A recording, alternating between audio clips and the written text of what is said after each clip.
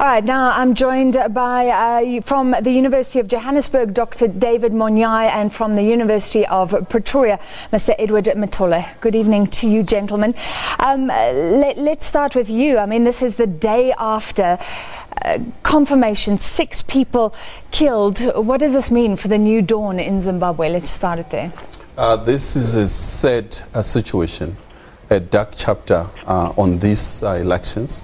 It was unexpected, unnecessary loss of lives, and we have to ensure that those who caused this are held accountable, both government and the opposition.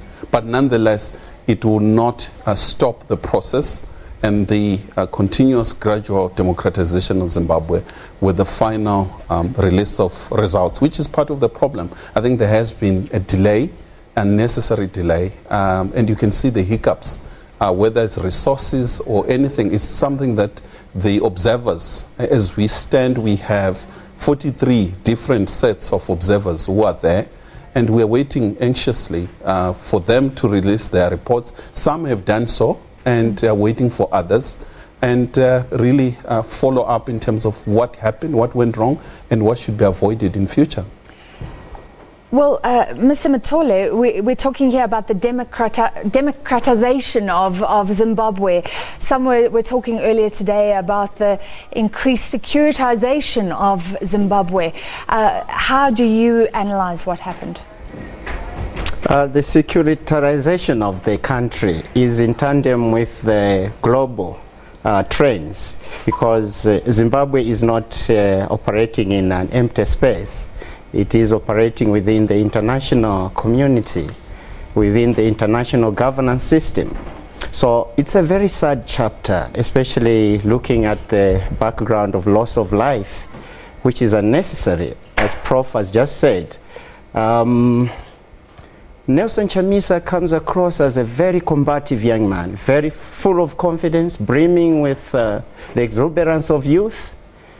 His prospect and a very promising young man. I think the large majority of the disenfranchised youth pinned their hopes on Nelson Chamisa. And with a parliamentary majority, I think ZANU-PF is guaranteed of a positive outcome in this election. So I would like to say that we saw this coming, because remember that Zimbabwe is ruled by a military junta. And I think Nelson Chamisa was naive. I think his confidence and his arrogance borders on naivety. He's naive because he does not understand that the military junta is the one that put Mnangagwa there.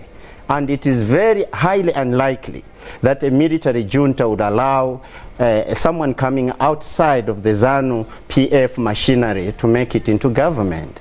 The chances are very slim. So I can say with confidence that this is déjà vu for the body politic. This is very interesting, Dr. Monyai, because earlier, after the coup, the soft coup, we saw scenes of civilians hugging army officials, and it seemed like something had changed. Was that just optics, and fundamentally nothing had changed? Indeed, these were optics. We also have to understand that this wasn't a planned all-out killing of civilians. I think it was out of panic on part of the ZANU-PF government. We should not forget that the current president, Mnangagwa, has been singing the song that Zimbabwe is open for business. And number 2, he called on all the international observers. I think what he needs more than anything else is legitimacy. And unfortunately, with support base, which is very limited within urban areas, which is mainly MDC, I think the military all panicked to a level of unnecessary opening live ammunition. And there's also behind the scenes, if you look at the police and the footage, you can see the difference between the police and the military. It appears that there are dynamics within the state itself. It's not as united as we think. The police was much more softer in terms of handling. There are those who argue that there are some elements of the police are pro-President Robert Mugabe's wife, the so-called G40, and the military, on the other hand, is openly against that move. And therefore, the things happened so fast, and it was unfortunate. I don't think we're going to see continued violence, and I don't think that they will want to see military, the image of military on the streets. So hopefully not. So let's get a view on this. We chatted to him yesterday. Brian Kagoro, a Zimbabwean analyst and constitutional law expert, is live for us in Zimbabwe. And Brian, do you agree this was panic on behalf of the army officials, police officials involved, or something more sinister? No, I didn't see any panic. It was a deliberate act. It was intended to send a message. It was intended to intimidate. If you watch the footage carefully, the protesters are running away, and the soldier kneels down and takes aim at protesters who are running away. That's why a good number of them were shot in the back. When you are dealing with these instances, the question you ask is, was force necessary in the first place, or was force justified? So you look at the issue of reasonableness. Understandably, law enforcement officers have to take very quick decisions when they are faced with some danger. So the lethal force used that resulted in 6 people dead. You will ask, what danger did the protesters pose? Were the protesters armed? Of course they were not armed. Were the protesters positioned in a manner where they were posing a danger that couldn't be? Let me stop you there, because I'd like to read out what police said today. They said that 4,000 MDC Alliance supporters besieged the Harare Central District armed with iron bars and bricks, attacking some of the people. Do you believe that's retrospective justification, or does that mean we need to probe more what happened yesterday? If you're going to lie, at least the lies must be sustained by facts. If the protesters, the number that you saw, had beaten ordinary members with iron bars, the hospitals in Harare would be full of injured people who would testify that they were beaten by protesters. And we don't have such testimonies. So either this is a figment of the imagination of those who are making this allegation, or it's just totally untrue. So, in a sense, the issue is you don't want. I think that it would be more honorable for the state to accept that unreasonable force was used, and to accept that they have the means. This is not the first riot that Zimbabwe has had. This is not the first riot that the Zimbabwean law enforcement has had to contain. In the past, even under the dark days of Mugabe, we do not have the incident of them deploying the military to deal with a riot. There is riot police in Zimbabwe, and the riot police is always ably, whether it's riots by University of Zimbabwe students or riots by other entities, they've ably contained them. And mind you, the so-called MDC protesters, they had a much bigger protest a couple of weeks ago against the ZEC.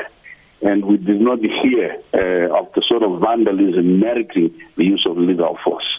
The crowd yesterday was much smaller. It seems to me that the force used was disproportionate. All right, stay with us, Mr. Kagoro from Zimbabwe, and I'd like to come back to both of you gentlemen, but first let's hear and let's clarify something. So Tendai Biti, he's co-leader of the MDC Alliance Coalition, of course this coalition trying to challenge ZANU-PF. He reports this morning that he was wanted by police, and then reports that he was not in fact wanted by police. Tonight they've clarified again that he is wanted for questioning.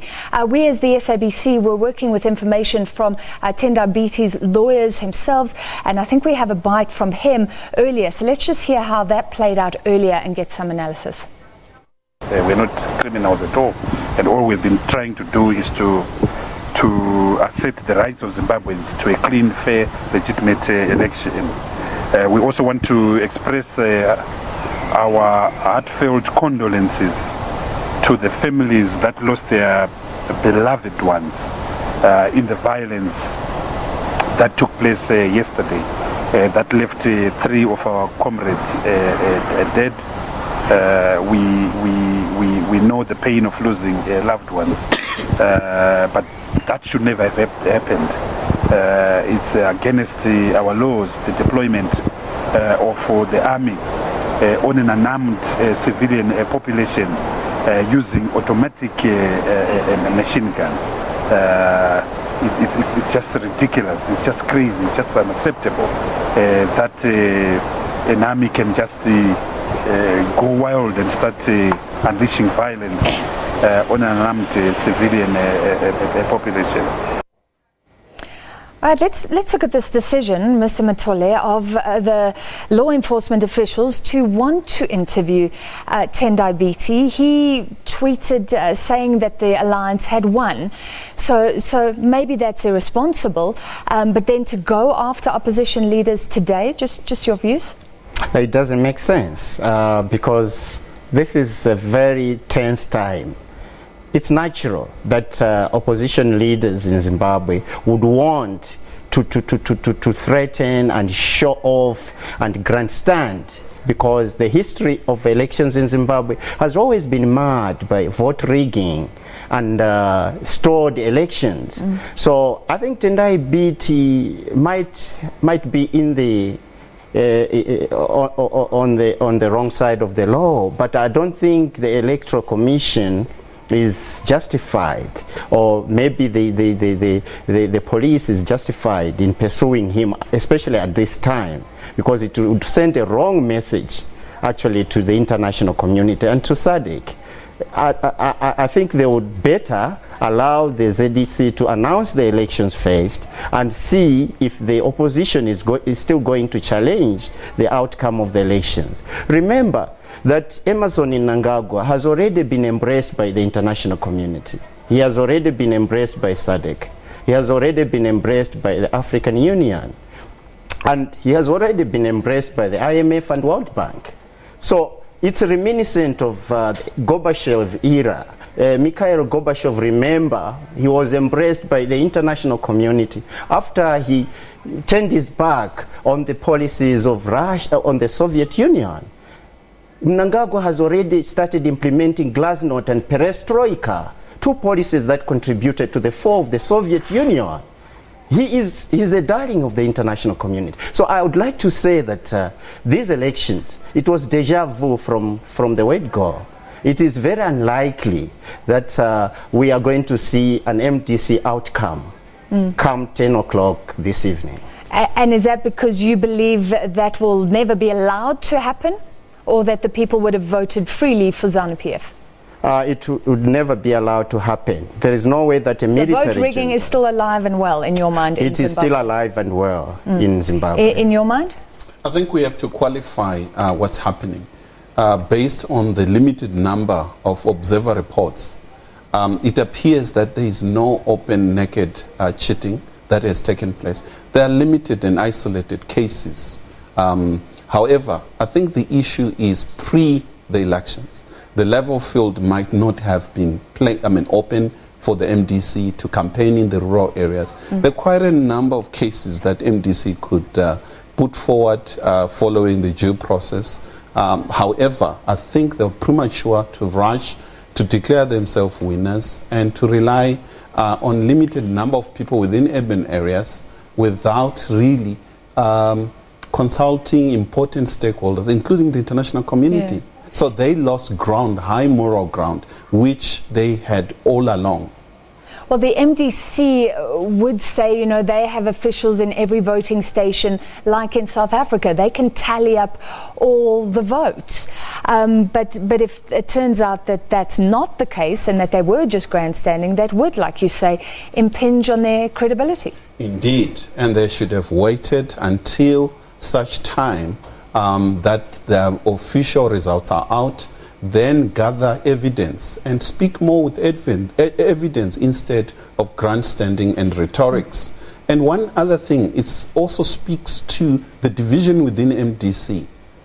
If you look carefully and listen to what they're saying, there's so much deep division within MDC. It's fragmented. They have lost a number of votes in areas which they had won previous elections, the Matabeleland area, because of fragmentation and division. You have the alliance and then you have the MDC-T, which was unnecessary. They were supposed to unite under one banner.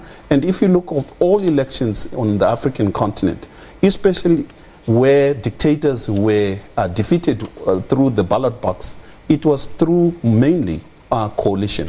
We look in Malawi, what happened with the defeat of Kamuzu Banda. You look at Zambia, you look at Senegal, quite a number of cases. And therefore, this time around, MDC was not united. They never had a clear economic policy, and they gave the entire space to President Mnangagwa and ZANU-PF to really present a formidable case for electorals, especially those in the rural areas. Let's get the opinion of Brian Kagoro, again on the line from Zimbabwe. Would you say when the MDC goes out and says we've won this election, by the way, the context is ZANU-PF again saying today that it's won 2/3 of this election.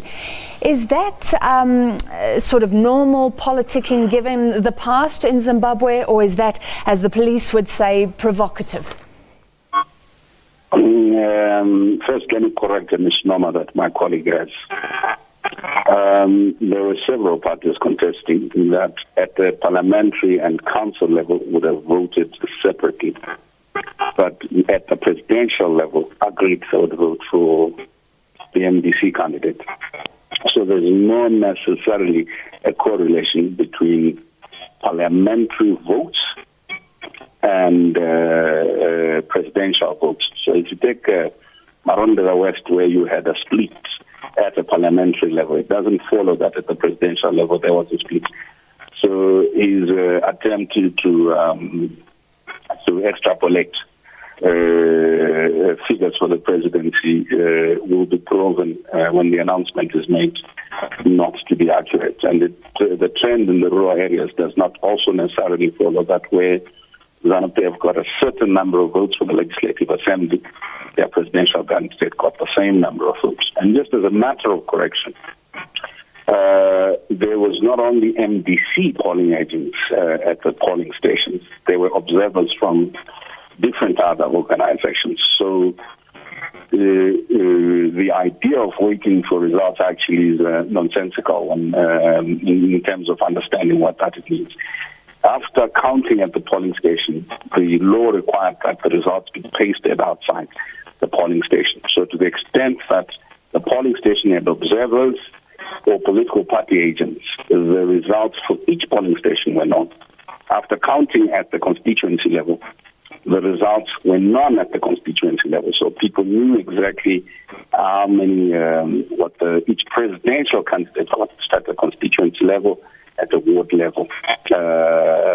What therefore becomes the process of collation is taking all the information that's coming from the constituencies, that's coming from elsewhere, because there were these forms are official ZEC forms. They are equivalent to, so at the constituency level, by the end of counting, which is on the first day, people knew exactly who their member of parliament was and what votes they had received. The process of officially announcing it is akin to any other place in the world, where you wait for the formal body to confirm what you already know, because the results have been issued at the polling station. The myth that the rural voter necessarily voted on the platform of policy is one that perhaps we can interrogate for a very long time. The reports that my colleague refers to from the Europeans and from other observer missions suggest what they call soft intimidation. Mr. Kagoro, thank you. I'm going to stop you there, because this is fascinating, problematic if both parties are saying they've won. But I want to give Mr. Mitole a quick chance to respond to that factual error. And I think there are disagreements emerging here. You think the polls may have been more credible. you not, and that's normal. But a quick response to that fact. Results from polling stations are usually collated, verified at the polling station, and published right there at the polling station before they are transferred to the center. That's why the MDC is claiming that they already know that their candidate won, because presidential results are known from their agents that they have at each polling station. Those ones transfer or transmit the results to the head office, to the MDC head office. So they should know by now if Nelson Chamisa actually won, because those results are collated from the polling centers.